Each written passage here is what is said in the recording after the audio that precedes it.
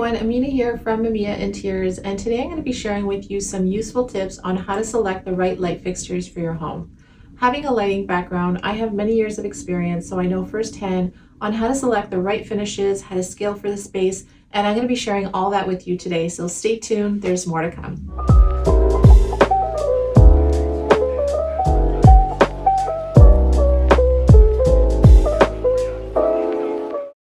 Now let's start by selecting the right finishes for your home. I always like to gravitate towards the brushed brass, antique brass, or bronze finish. Those patinas pair well beautifully with furnishings and they warm up your space really nicely. So that's something that I would definitely look for when you're sourcing your lighting fixtures.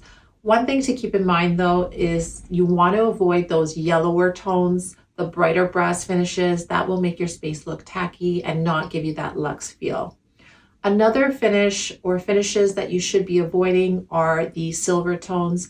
That will give you more of a cooler look if you go with the silvers and chromes, and it'll make your space a bit more sterile, and that's something you want to avoid altogether.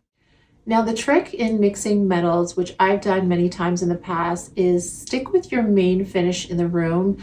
And if you want to add in a bit of different metals, do it tastefully where it's not going to be too much in your face. It has to be done in a more subtle way. So make sure that whatever finish that you want to incorporate into the room, make sure that it's very minimal, that there's not too much of that metal happening in that space. Now, once you've selected the right finish for your home, you want to make sure that you use that finish for each of your rooms. This is very important, especially if you have an open plan concept. You want to have that nice even flow from room to room, and there's just a beautiful cohesiveness and just a seamless look. Now the next thing I want to talk about is scale and size. You don't want to pick a lighting fixture that's too big for the room or too small. It has to be the right proportion for your furnishings and for the space in general. Now for a dining room, if your ceiling height is 8, 9, or 10 feet, you want to have a clearance of at least 36 inches from the top of your table to the bottom of your light fixture. This will give you enough space in between your table and your light fixture. Also keep in mind, you don't want to surpass your dining table width, so always keep your lighting fixture within that dimension.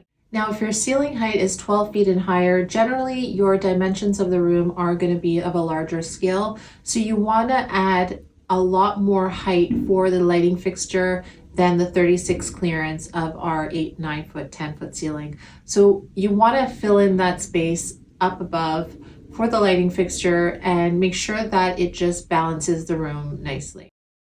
Now for bedrooms and living spaces with a lower ceiling height, I tend to use a flush mount or ceiling mount.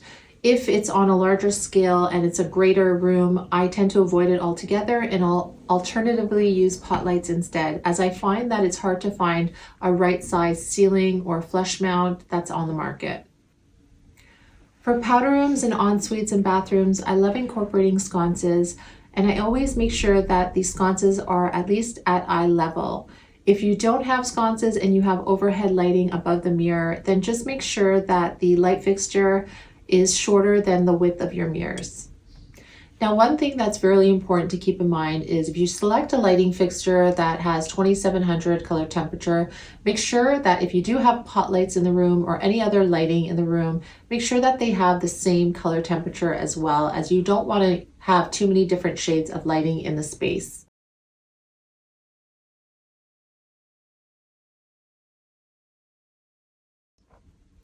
So this is a really good question. My pet peeve for lighting is choosing the wrong size, and this goes for outdoor exterior lighting. I always see this every time I drive by a home or every time I'm walking by. I see the wrong size coach lights on the exterior of the home. Just make sure when you're selecting these lights that you go a little bit bigger if you can accommodate the right size. Go a little bit bigger, and that way it'll make more of a statement when someone's entering your home or driving by. Now, lastly, I just want to touch base on ambient lighting. You always want to create additional lighting for the room, whether it be adding table lamps, candles, or even cabinet lighting. You always want to make sure that you have enough lighting in the space and that it casts beautiful shadows around the room. This will elevate your space and take it to the next level. I hope I've covered all the main points in lighting and I've been able to share some useful tips with you for your next lighting purchase. Thanks for watching, and I'll see you in the next one.